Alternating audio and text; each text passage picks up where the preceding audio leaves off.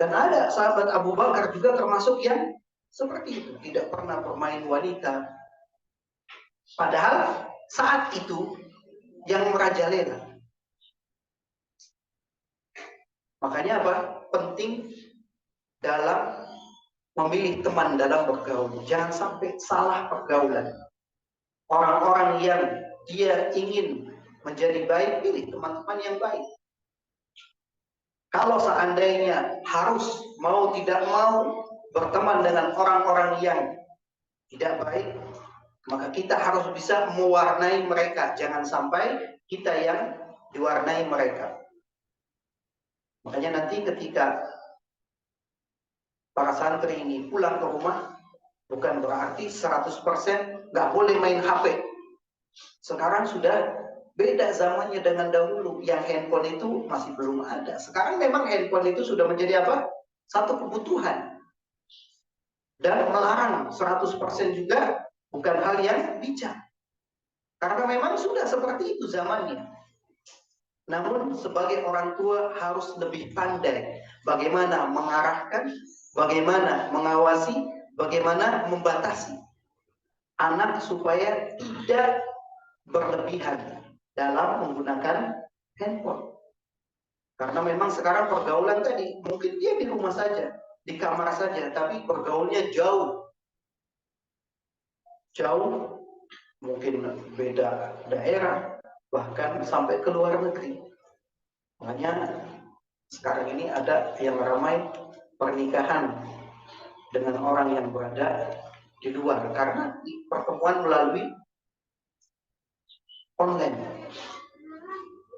Jadi bukan berarti kemudian yang bijak itu nggak boleh main handphone. Anak saya nggak boleh main handphone, tidak nonton televisi. Bukan seperti itu. Bisa jadi di hadapan orang tuanya dia nggak pegang handphone, nggak lihat televisi, tapi ketika dia di luar bersama teman-temannya ditunjukkan handphone temannya, justru lebih berbahaya. Tidak ada kontrol dari orang tua. Kalau orang tua menyiapkan handphone yang sudah disetting sedemikian rupa, ada batasan-batasan yang tidak bisa dibuka, ini jauh lebih bijak, lebih terkontrol dan diawasi dengan perjanjian. Nah, pemakaian dari jam sekian sampai sekian ya, nanti murojaah lagi, nanti diulang lagi pelajarannya. Ada hal-hal yang dilakukan oleh orang tua. Dan bukan berarti mumpung bulan sudah temannya dipanggil semua atau sudah biarkan main, tidak. Pilihkan teman-teman yang baik, teman-teman yang menjaga adabnya, teman-teman yang menjaga ibadahnya. Karena kalau salah pergaulan ini sangat berbahaya sekali. Karena yang namanya hidayah itu bukan di tangan kita, bukan di tangan orang tua. Hidayah di tangan Allah Subhanahu wa Ta'ala. Kita mungkin memiliki kemampuan bisa menjelaskan dengan baik kepada seorang anak. Akan tetapi belum tentu apa yang kita sampaikan, hidayatul bayan, hidayah dalam bentuk penjelasan kepada anak, bisa mengena dan diterima oleh anak. Apalagi hidayah taufik, yang itu betul-betul hanya di tangan Allah Subhanahu wa Ta'ala. Kita perhatikan bagaimana paman Nabi Shallallahu Alaihi Wasallam. Paman Nabi itu ada beberapa kelompok ya. Ada kelompok yang mereka Mereka masuk Islam. Bahkan mereka menjadi Menjadi penguat dalam Islam. Seperti siapa? Hamzah bin Abdul Muttalib. Dengan masuknya Hamzah ke dalam Islam, Islam semakin kuat. Tapi ada juga paman Nabi Shallallahu Alaihi Wasallam yang menjadi menjadi musuh. Seperti siapa? Abu Jahal, Abu Lahab. Itu paman-paman Nabi Shallallahu Alaihi Wasallam. Tapi menjadi musuh bahkan di dalam dakwah Rasulullah Shallallahu Alaihi Wasallam. Abu Jahal yang dia itu adalah seorang ahli hukum. Seorang ahli hukum. Makanya gelarnya dulu Abul Hakam. Orang yang ahli dalam masalah hukum. Tapi karena menentang, tidak mau menerima kalimat la ilaha illallah, langsung ahli hukum, status ahli hukumnya berubah jadi apa? Jahil. Jadi orang yang paling bodoh. Banyak orang ahli hukum juga kalau nggak ngerti la ilaha illallah percuma. Jadi bodoh sejelas. Kemudian Abu Lahab yang jelas-jelas disebut di dalam Al-Quran sebagai penghuni neraka, bahkan berduet dengan istrinya, wa mra'atu, dan istrinya pasangan sejoli. Tapi dalam apa? Dalam keburukan yang diabadikan di dalam Al-Quran akan menjadi penghuni neraka. Wa na'udzubillah. Tapi ada juga paman Nabi Shallallahu Alaihi Wasallam yang ketiga, dia tidak memusuhi, bahkan mencintai Nabi Shallallahu Alaihi Wasallam. Tapi apa? Tidak sampai memeluk Islam. Siapa? Abu Talib, paman Nabi Shallallahu Alaihi Wasallam yang sangat mencintai keponakannya. Bahkan selalu dibela ketika apa? Ketika orang-orang kafir Quraisy, kaum musyrikin berusaha untuk melukai, berusaha untuk mencederai, berusaha untuk mencelakakan, maka pamannya siap untuk pasang badan. Namun dan tidak Abu Thalib itu tidak menolak apa yang dibawa oleh Rasulullah SAW. Bahkan sebetulnya membenarkan, hatinya membenarkan, namun lisannya apa? Tidak menyatakan. Karena yang namanya seseorang dikatakan manusia itu apabila lisannya mengucapkan, hatinya membenarkan, dan diamalkan dengan perbuatan. Tiga hal yang tidak bisa dipisahkan. Pamannya Nabi SAW, Abu Talib, juga dicintai oleh Nabi SAW. Bahkan Nabi SAW sangat ingin sekali pamannya itu mengucapkan dua kalimat syahadat, bahkan di akhir hayat.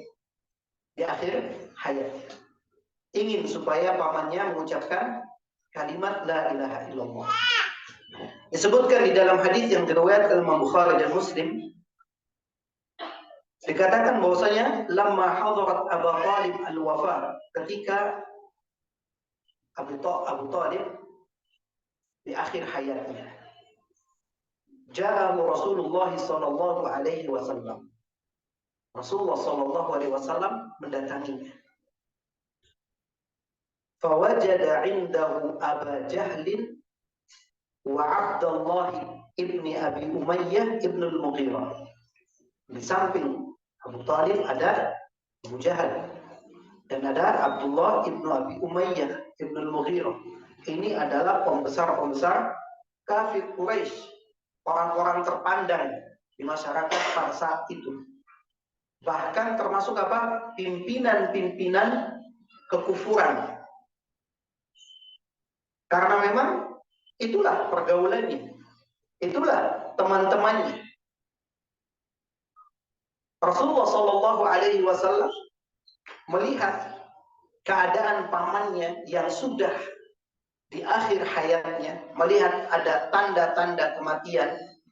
Bukan berarti Rasulullah tahu ini mau meninggal, tapi orang meninggal itu ada tanda-tanda kematian yang diketahui, yang Allah Subhanahu Wa Taala perlihatkan kepada Rasulullah Shallallahu Alaihi Wasallam. Maka Rasulullah mengatakan kepada pamannya, ya am, qul la ilaha illallah, wahai pamanku, ucapkan kalimat la ilaha illallah. Nabi sangat ingin supaya pamannya mau mengucapkan kalimat la ilaha illallah. Dan ini disampaikan ketika ada salah seorang anak Yahudi yang sedang sakit, dijenguk oleh Rasulullah SAW. Dan Rasulullah mengatakan, menyampaikan hal itu kepada anak kecil tadi. Anak kecil tadi melihat kepada siapa? Kepada ayahnya. Maksudnya minta pendapat bagaimana ini. Kemudian anak tadi setelah melihat ayahnya, kata ayahnya apa? Ati Abul Qasim, taat Abul Qasim. Akhirnya anak kecil itu mengucapkan dua kalimat syahadat. Ini pamannya Abu Thalib ketika dikatakan qul la ilaha illallah kalimatun asyhadu laka biha indallah. Dengan kalimat itu aku akan bersaksi, berhujjah untukmu di hadapan Allah. Akhir kehidupan yang diinginkan oleh keponakannya untuk pamannya tercinta yang selalu membela dakwahnya. Namun faqala Abu Jahlin wa Abdullah ibnu Abi Umayyah. Nah ini pimpinan kekufuran ini yang merupakan teman-teman dekatnya mengatakan apa kepada Abu Thalib? Atarghabu an millati Abdul Muttalib? Apakah engkau benci dengan ajaran Abdul Muttalib? Di bawah apa? Merek nenek moyangnya. Yang disebut apa? Merek nenek moyangnya. Untuk apa? Untuk menimbulkan semangat asobiyah. Supaya apa? Enggak lepas. Makanya menyebut nenek merek nenek moyang itu hal yang paling apa? Yang paling ampuh. Wah ini turunan Nabi ini. Nah ini turunan darah hijau. Ini hal yang paling apa? Yang paling cepat untuk direspon. Atau buan millati Abdul Muttalib, apakah engkau benci dengan ajaran Abdul Muttalib? Walaupun seperti itu Rasulullah sallallahu alaihi wasallam tidak patah semangat. Falam yazal Rasulullah sallallahu alaihi wasallam yu'riduha alaihi wa yu'idu lahu tilkal maqalah. Rasulullah sallallahu alaihi wasallam terus menyampaikan itu lagi. Diulangi lagi kalimat la ilaha illallah untuk pamannya supaya pamannya mengucapkan apa? Kalimat la ilaha illallah. Hatta qala Abu Thalib akhiru ma kallama. Sampai akhirnya Abu Thalib mengatakan kalimat yang terakhir yang diucapkan oleh Abu Thalib wa ala millati Abdul Muttalib. Itu dia tetap berada di atas ajaran Abdul Muttalib. Karena apa? Karena gengsi. Ada orang-orang yang satu level dengan dia. Menceritakan Masyarakat orang-orang yang terpandang. Oh saya gengsi dong kalau menurunkan apa? Menurunkan ego saya. Nggak mau. Ini adalah orang-orang yang satu level. Teman-teman dekat. Bisa jatuh kehormatan dia kalau sampai menerima apa yang disampaikan oleh keponakannya. Sehingga wa aba an yaqul la ilaha illallah. Maka dia pun enggan untuk mengucapkan kalimat la ilaha illallah. Meninggal dalam keadaan apa? Dalam keadaan mengikuti ajaran nenek moyangnya, yaitu ayahnya Abdul Muttalib. Kemudian melihat keadaan yang sangat menyedihkan, Rasulullah Shallallahu Alaihi Wasallam bersedih sebagai naluri sebagai seorang manusia, seorang keponakan yang telah diasuh, diberikan kasih sayang, bahkan dibela di dalam dakwahnya, diberikan pembelaan ketika orang-orang kafir Quraisy memojokkan. Maka kata Rasulullah Shallallahu Alaihi Wasallam, "Ama wallah, astaghfirullah laka ma lam unha anka." Maka demi Allah, aku akan memohonkan ampun untukmu selama itu tidak dilarang. Orang dulu mengatakan ingin supaya pamannya ini diampuni oleh Allah Subhanahu wa taala. Kalau itu tidak dilarang. Fa anzalallahu azza wa jalla ma kana lin-nabiy wal ladzina amanu yastaghfiru lil musyrikin walau kanu ulil qurba min ba'di ma tabayyana lahum annahum ashabul jahim. Maka Allah Subhanahu wa taala menurunkan firman-Nya surat At-Taubah ayat 113, tidak pantas bagi nabi, ini namanya apa? Teguran. Teguran dari Allah Subhanahu wa taala kepada nabi, tapi bukan hanya kepada nabi saja. Tidak pantas bagi nabi walladzina amanu, dan juga orang-orang yang beriman. Siapa saja yang mengaku dirinya beriman juga berarti tidak apa? Tidak pantas. Untuk apa? Yastaghfiruna lil musyrikin, memohonkan ampun untuk orang-orang musyrik. walau kanu uli qurba, walaupun mereka adalah kerabat terdekat, saudara dekat. Kalau memang mereka mati dalam keadaan kafir, maka tidak boleh didoakan apa? Didoakan ampunan. Walaupun keluarga dekat. Min ba'di ma tabayyana lahum annahum ashabul jahim. Setelah jelas bagi mereka bahwasanya mereka adalah penghuni neraka jahim. Kalau sudah jelas mati dalam keadaan kafir, dalam keadaan musyrik, maka kita tidak boleh memohonkan ampun. Berbeda kalau memang mereka masih hidup. Masih ada apa? Masih ada harapan. Masih ada kesempatan. Kalau sudah jelas habis, tutup usia, dan mati dalam kekafiran, mati dalam kesyirikan, selesai. Tidak ada apa? Tidak ada keringanan untuk mendoakan mereka. Selain itu, Allah Subhanahu wa Ta'ala juga menurunkan firman-Nya tentang Abu Thalib dalam surat Al-Qasas ayat 56, wa anzalallahu ta'ala fi Abi Thalib. Allah Subhanahu wa Ta'ala menurunkan ayat tentang Abu Thalib ketika Rasulullah sallallahu alaihi wasallam sangat antusias supaya apa? Supaya pamannya mendapatkan hidayah dengan mengucapkan kalimat la ilaha illallah. Maka Allah turunkan innaka la tahdi man ahbabta walakinallaha yahdi man yasha wa huwa a'lamu bil muhtadin. Kata Allah Subhanahu wa Ta'ala, innaka la tahdi man ahbabta. Sesungguhnya engkau ya Muhammad tidak bisa, tidak mampu untuk memberikan hidayah kepada orang yang kau cintai.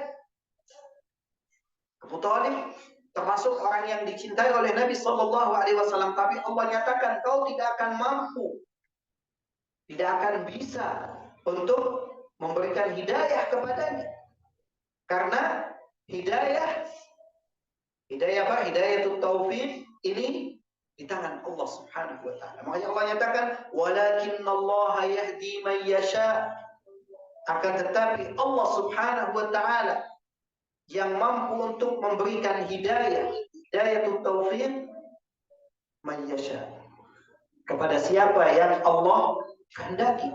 Tidak bisa dipilih-pilih. Hidayah ini di tangan Allah Subhanahu wa Ta'ala saja. Dan Allah Subhanahu wa Ta'ala wa huwa a'lamu bil muhtadin. Allah lebih tahu siapa orang-orang yang berhak untuk mendapatkan hidayatul taufik. Dan kita tidak bisa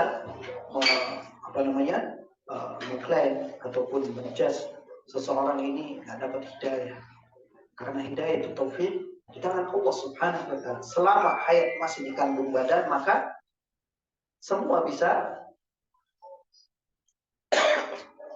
berkesempatan untuk mendapatkan hidayah tersebut.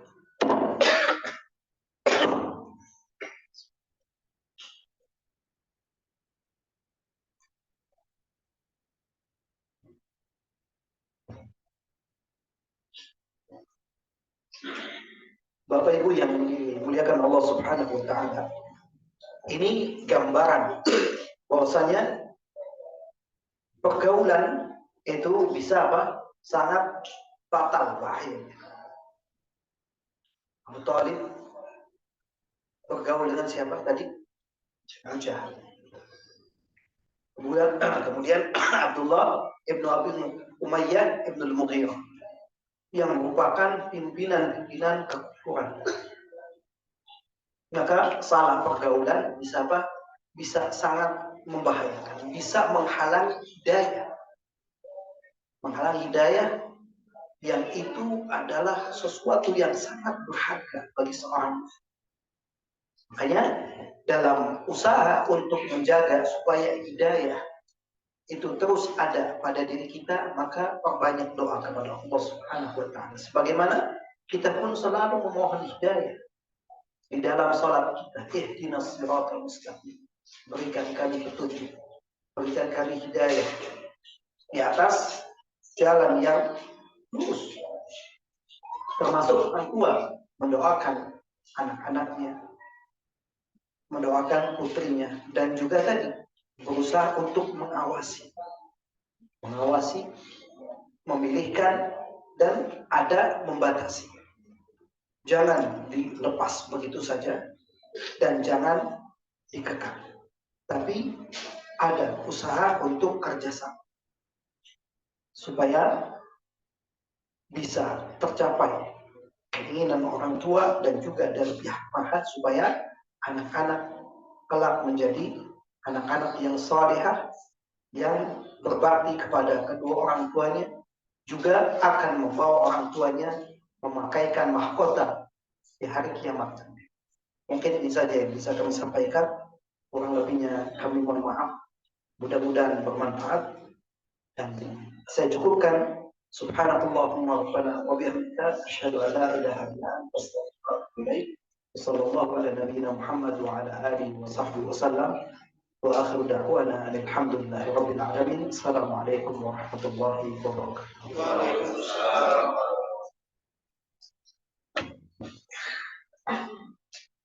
Waalaikumsalam. Jazakumullah khairan wa barakallahu fikum wa nafa'a bikumul Islam wal muslimin. Baik, mungkin dibuka sesi pertanyaan atau gimana Ustaz?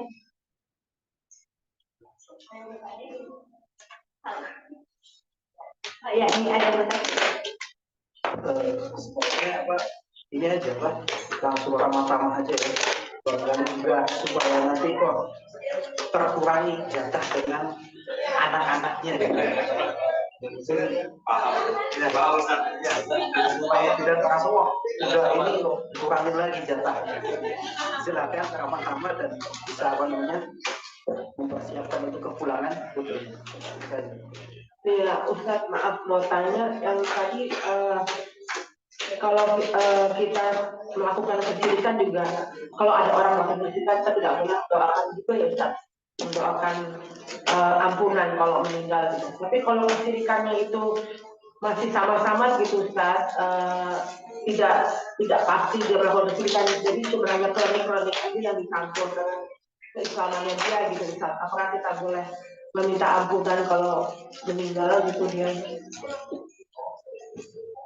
Ya, itu sebetulnya kalau sudah meninggal ya, kalau sudah meninggal dan dia meninggalnya dalam keadaan berbuat syirik, meninggal dalam keadaan kafir, selama meninggalnya dalam keadaan Islam, mungkin saja dia pernah melakukan kesyirikan, kemudian dia bertaubat atau memperbaiki kesalahannya, sehingga dia meninggal dalam keadaan Islam, maka boleh saja untuk didoakan.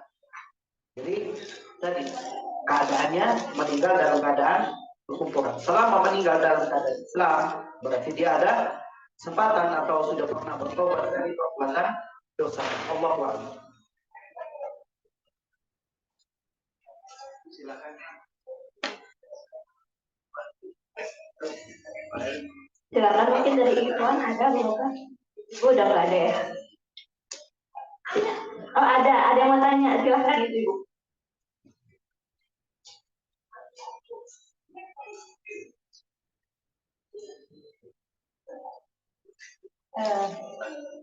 Ustaz kan tadi sempat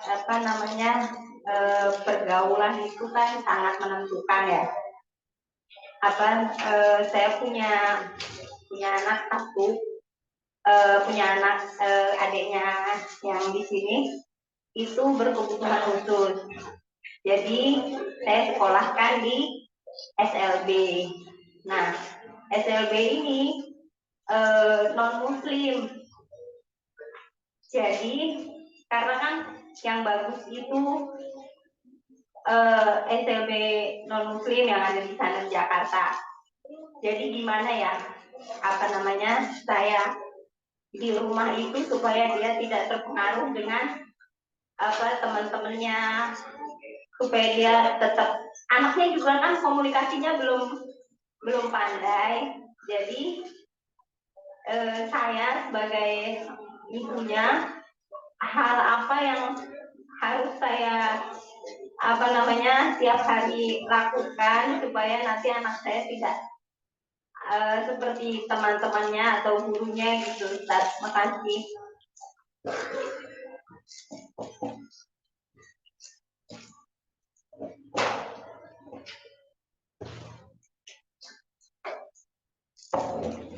Jadi selama masih ada bagi apa SLB yang muslim, guru-gurunya muslim, ini jauh lebih baik. Karena kalau tadi dikatakan SLB-nya non-muslim, bisa saja diajarkan apa? Diajarkan ajaran agama mereka. Dan justru ketika anak masih belum bisa berkomunikasi dengan baik, justru di awal-awal itulah yang sangat apa? Yang akan sangat membekas dan memberikan pengaruh. Kalau memang tidak ada, mungkin orang tua harus lebih apa? Lebih aktif memberikan apa? Memberikan perhatian ataupun pengajaran kepada anaknya. Dan memang ini sebagai ujian bagi orang tua yang dia harus ridho dengan takdir Allah Subhanahu wa taala. Karena yang namanya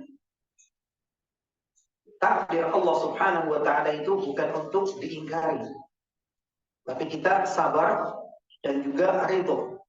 Bahkan kita berharap pahala di sisi Allah Subhanahu wa taala. Kalau memang ada sekolah tadi SLB yang muslim yang paling tidak istilahnya tidak sampai terkena apa namanya ajaran agama mereka, maka ini yang lebih baik. Tapi kalau memang tidak ada dan butuh ini maksudnya kalau nggak disekolahkan di situ nanti akan terjadi hal-hal yang tidak diinginkan. Maka ini baru dikatakan darurat. Kalau memang masih bisa dihandle oleh orang tuanya, bisa membuat kelompok belajar khusus yang tadi yang berkebutuhan khusus, maka ini jauh lebih baik. Bahkan dibiasakan untuk misalkan, ayo gimana sholat. Walaupun seperti itu diajarkan tetap. Karena apa? Justru anak-anak yang seperti itu yang dia sebetulnya masih berada di atas fitrahnya. Kalau diajarkan dengan kebaikan, dia akan terbiasa dengan kebaikan. Kalau dibiasakan dengan keburukan, nanti akan terbiasa dengan keburukan. Karena apa? Tergantung dia diajarkan di sekolahnya, diajarkan tentang apa. Kalau pagi diajarkan doa, mungkin doa alam mereka. Maka kalau diajarkan oleh seorang muslim, diajarkan doa seperti seorang muslim. Jadi harus perhatian, jangan istilahnya menggadaikan akidah kita hanya untuk hal-hal yang bersifat sementara. Jangan sampai kita karena udahlah nggak apa-apa.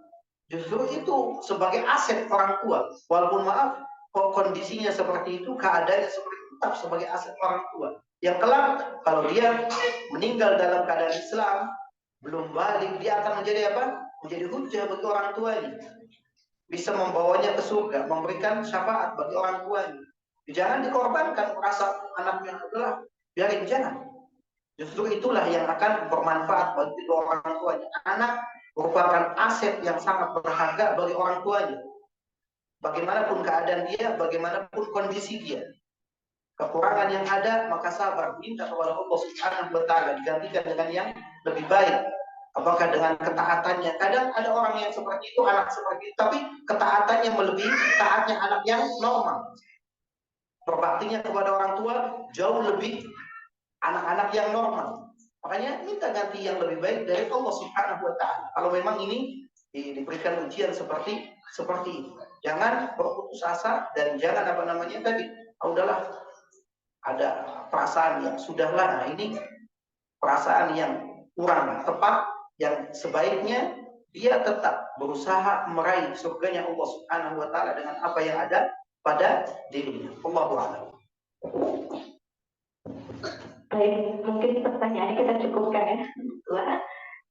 Baik, di sini mungkin ada sedikit yang perlu disampaikan. Jadi nanti selama perpulangan, insya Allah anak-anak dikasih holiday planner ya. Sebenarnya ini buku mutabaah.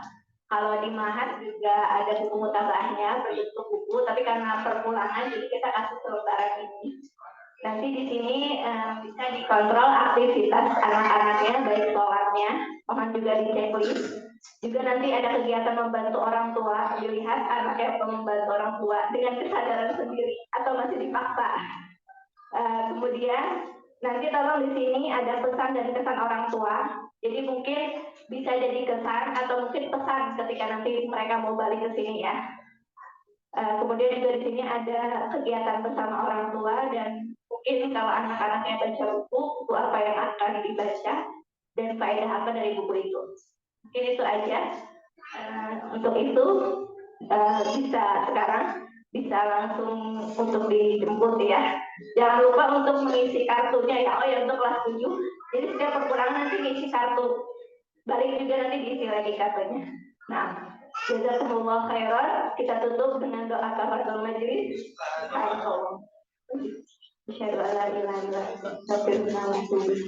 Wassalamualaikum warahmatullahi wabarakatuh.